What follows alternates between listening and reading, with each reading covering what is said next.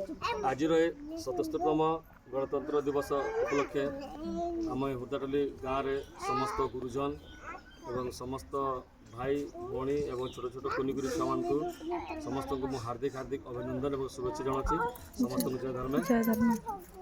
आज एक्चुअली आम देश जो स्वाधीन था 1947 मसीह अगस्ट 15 तारिख किंतु आज आम जो गणतंत्र दिवस मनाऊँ रियल रे आम जो गणतंत्र दिवस मनाऊँ आम आजाद हेलु 1950 मसीहा जनवरी 26 तारिख दिन कहीं से दिन आम संविधान तैयारी होता आ से संविधान आज आमको समान अधिकार समस्त को समान न्याय आ बचार समस्त को गोटे मुंड टेक चलबार देश रे गोटे संविधान तैयारी होता से